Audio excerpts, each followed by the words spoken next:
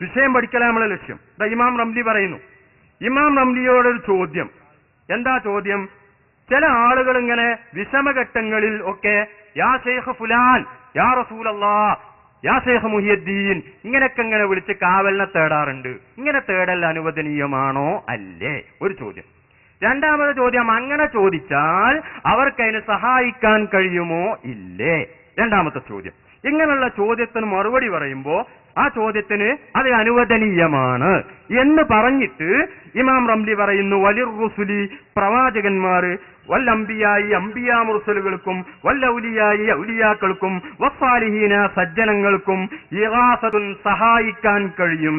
ജീവിതകാലത്തെന്ന് മാത്രമല്ല ബഅദ മൗതിഹിം, അവർ മരണപ്പെട്ടു പോയതിന് ശേഷവും സഹായിക്കാൻ കഴിയും എന്നാണ് പറയുന്നത്. എന്താണ് ഈ ഹിജ്റ 10-ാം നൂറ്റാണ്ടിലെ മുജദ്ദിദ പറയുന്നത്? എന്താണ്? അമ്മൽ അംബിയാവു, അംബിയാക്കന്മാർ ഫലിയന്നഹും മഹ്യാഉൻ ഫീ ഖുബൂരിഹിം, അവരവരുടെ ഖബറുകളിൽ ജീവിച്ചിരിക്കുകയാണ്. യുസല്ലൂന, നിസ്കരിക്കുന്നുണ്ട്. ഇമാം ബുഖാരി ഉദ്ധരിച്ച ഹദീസിലുണ്ട്, റസൂലുള്ളാഹി പറയുന്നു, റഅയ്തു മൂസാ യുസല്ലി ഫിൽ ഖബർ, മൂസാ നബി ഖബറിൽ വെച്ച് നിസ്കരിക്കുന്നത് ഞാൻ കണ്ടു എന്ന് ഇമാം ബുഖാരി ഉദ്ധരിച്ച ഹദീസിലുണ്ട്. അതുപോലെ തന്നെ കഅന്നി യൻദുറു ഇലാ യൂനുസ, അതാ യൂനുസ് നബി വരുന്നു, വഹുവ യുലബ്ബി, തൽബിയത്ത് ചൊല്ലി ഹജ്ജിന് വരുന്നത് അതാ ഞാൻ നോക്കിക്കാണുന്നു എന്ന് പറഞ്ഞ ഹദീസുകൾ ബുഖാരിയിലുണ്ട്. അതാ അത് വെച്ചുകൊണ്ടാ പറയുന്നത് ഇവര് ഖബറുകളിൽ ജീവിച്ചിരിക്കുന്നവരാണ്. യുസല്ലൂന, അവർ നിസ്കരിക്കാറുണ്ട്. വയഹ്ജൂന, ഹജ്ജും ചെയ്യാറുണ്ട്. കമാ വറദത്ത് ബിഹിൽ അഖ്ബാറു, ഒക്കെ ഹദീസിൽ വന്നതാണ്. വതകൂനുൽ ഇഗാസത്തു മിൻഹും, ഈ സഹായിക്കാനുള്ള അവരിൽ നിന്നാകും. മുഅ്ജിസത്തൻ ലഹും, അവർക്കുള്ള അമാനുഷിക സിദ്ധിയാണ്. അതേ സമയത്ത് അമ്മൽ ഔലിയാവു, ഔലിയാക്കളോ ഫയ്യ കറാമത്തുൻ ലഹും, അത് അവർക്കുള്ള കറാമത്താണ്. കാരണം എന്താണ്? ഫഇന്ന അഹ്ലൽ ഹഖ്, സത്യത്തിന്റെ ആളുകൾ, ഫഇന്ന അഹ്ലൽ ഹഖ്, സത്യത്തിന്റെ ആളുകൾ, അലാ അൻ യഖഅ മിനൽ ഔലിയായി, കറാമത്ത് മുഅ്ജിസത്തുകൾ, കറാമത്തുകൾ ഔലിയാക്കളിൽ നിന്നുണ്ടാകും. ബിഖസ്തിൻ, അവർ ഉദ്ദേശിക്കുമ്പോൾ ഉണ്ടാകും. വൈരിഖസ്തിൻ, ഉദ്ദേശിക്കാത്തപ്പോഴും ഉണ്ടാകും.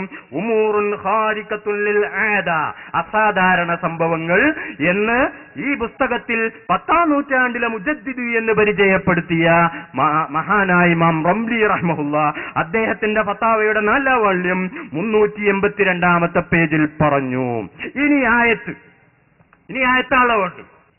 മഹാനായ ഈസാ നബി അലൈഹിസ്സലാത്തു വസ്സലാമിനോട് ഈസാ നബി അലൈഹിസ്സലാത്തു വസ്സലാം പറഞ്ഞത് കാണാം. എന്താ പറഞ്ഞ? ഈസാ നബി അലൈഹിസ്സലാമിന്റെ അമാനുഷിക സിദ്ധി എന്താണ്? വഉബ്രിഉൽ അക്മഅ വൽ അബ്റസ വവഹ്യിൽ മൗതാ ബിഇദ്നില്ലാഹ്.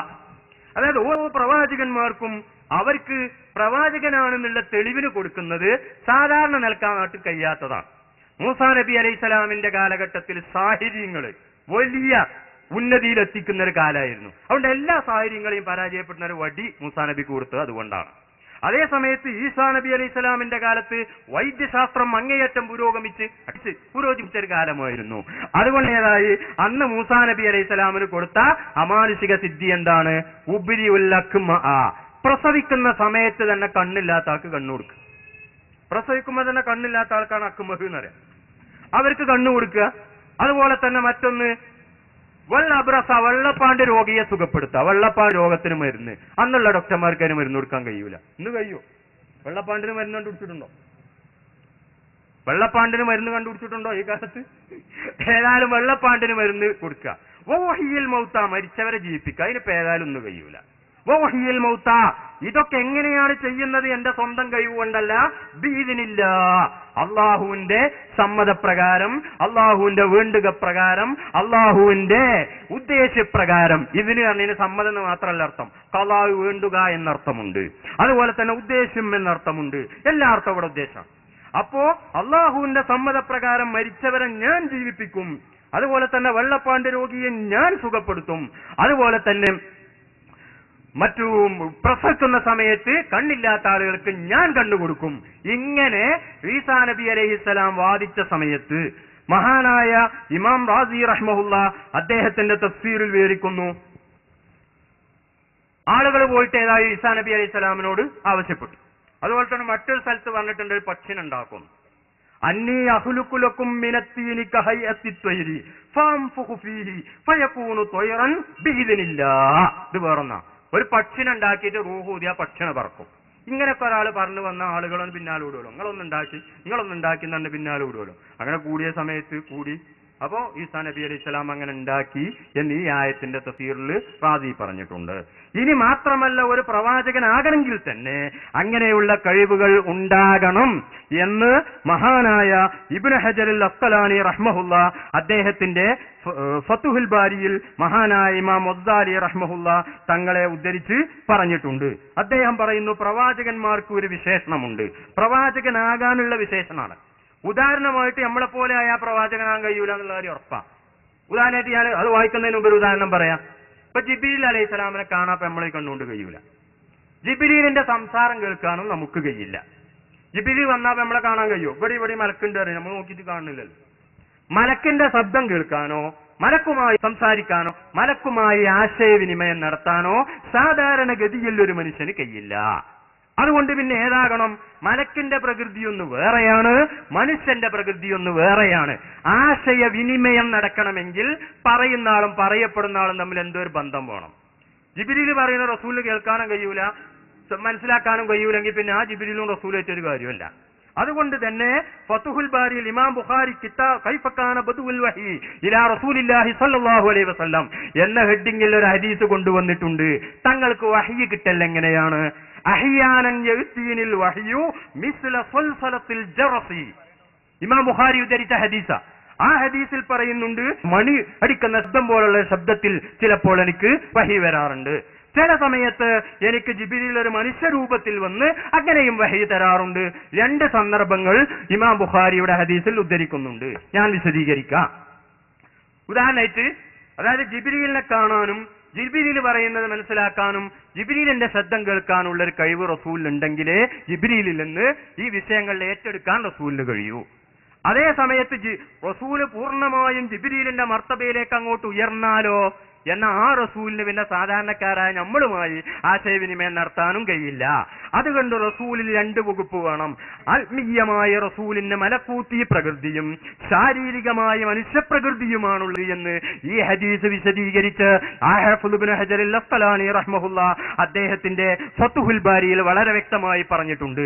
അപ്പൊ ചില സമയത്ത് റസൂൽ ജിബ്രീലിന്റെ മർത്തബയിലേക്ക് അങ്ങോട്ട് ഉയരും, അതാണ് മിസ്ല സൽസലത്തിൽ ജറസി എന്ന് പറഞ്ഞത്. ചില സമയത്ത് ജിബ്രീൽ മനുഷ്യ പദവിയിലേക്ക് ഇങ്ങോട്ട് താവും, അതാണ് മനുഷ്യരൂപത്തിൽ വരുമെന്ന് പറഞ്ഞത്. അപ്പൊ ഇങ്ങനെയുള്ള ജിബ്രീലിന്റെ ശബ്ദം കേൾക്കാനും ജിബ്രീലുമായി ആശയവിനിമയം നടത്താനും കഴിയുന്ന ഒരാൾക്കേ ജിബ്രീലിന് ആശയവിനിമയം നടത്താൻ കഴിയൂവെന്ന് ഇമാം ബുഖാരി ഉദ്ധരിച്ച ഹദീസിന്റെ അടിസ്ഥാനത്തിൽ ഹാഫിദ് ഇബ്നു ഹജറുൽ അസ്ഖലാനി റഹ്മഹുല്ല പറഞ്ഞിട്ടുണ്ട്. ഇനി വ്യക്തമായി തന്നെ അദ്ദേഹം ഈ ആശയം പറയുന്നത് കേൾക്കൂ. വലഹു നബിക്കുണ്ട് സിഫത്തുൻ, ഒരു വിശേഷണം, തത്തിമ്മു ലഹു, ആ വിശേഷണം കൊണ്ട് നബിക്ക് പൂർണ്ണമാകും. അൽഅഫ്ആലുൽ ഖാരിഖത്തു ലിൽ ആദാത്ത്, അസാധാരണമായ കാര്യങ്ങൾ ചെയ്യാൻ കഴിയുന്ന ഒരു കഴിവ് നബിക്കുണ്ട്. അങ്ങനെയാകുന്ന ആളെ പ്രവാചകനാകൂ എന്നാണ് ഫതുൽ ബാരിയിൽ പറയുന്നത്. ഏതുപോലെ? കസിഫത്തി, ഒരു വിശേഷണം പോലെ. അല്ലത്തി, എങ്ങനെയുള്ള വിശേഷണമാണ്? ബിഹാ, അതുകൊണ്ട് തത്തിമ്മുൽ വൈരിഹി, പ്രവാചകർ അല്ലാത്തവർക്ക് പൂർത്തിയാകും. അൽ ഹർക്കാത്തുൽ ഇഖ്തിയാരിയ, അവർ ഉദ്ദേശിക്കുന്ന സമയത്ത് ഇപ്പൊ എനിക്ക് കൈ അടിക്കാനും അല്ലെങ്കിൽ കൈ വട പിടിക്കാനും എന്ത് ചെയ്യാനും ഉറങ്ങാനും നടക്കാനും ഇതൊക്കെ ചെയ്യാനുള്ള ഒരു കഴിവ് നമുക്ക് അല്ലാഹു അപ്പോൾ നൽകുന്നത് പോലെ നബി സല്ലല്ലാഹു അലൈഹി വസല്ലമ തങ്ങൾക്ക് അസാധാരണമായ കാര്യങ്ങൾ ചെയ്യാനുള്ള ഒരു കഴിവ് അപ്പോൾ നൽകിക്കൊണ്ടിരിക്കുകയാണ്. അങ്ങനെ ഒരു വിശേഷണം നബിക്കുണ്ട്. മാത്രമല്ല വലഹു സിഫത്തുൻ, നബിക്കൊരു വിശേഷണമുണ്ട്. യുബ്സിറു ബിഹാ, ആ വിശേഷണം ഉപയോഗിച്ച് നബിക്ക് കാണാൻ കഴിയും. അൽ മലായികത്ത, മലക്കുകളെ കാണാൻ കഴിയും. നമുക്കിപ്പോ മലക്കുകളെ കാണാൻ കഴിയില്ല. അതുപോലെ തന്നെ വയുസാഹിദു ബിയൽ മലക്കൂത്ത, മറ്റു ലോകവും കാണാൻ കഴിയും. ഏതുപോലെ? കസിഫത്തില്ലത്തി യുഫാരിഖു ബിയൽ ബസീറുൽ അഅ്മാ, കണ്ണ് കാണാത്ത ആളും കണ്ണ് കാണുന്ന ആളും എന്താ വ്യത്യാസമുള്ളത്? നമുക്ക് ചിലതൊക്കെ കാണാൻ കഴിയും, കണ്ണ് കാണാത്ത ആൾക്ക് കാണാൻ കഴിയൂല. ഇതുപോലെ നമുക്ക് കാണാൻ കഴിയാത്ത കാര്യങ്ങൾ കാണാനുള്ള ഒരു കഴിവ് റസൂലിനുണ്ട്. അല്ലാഹു നൽകുന്നതാണ്.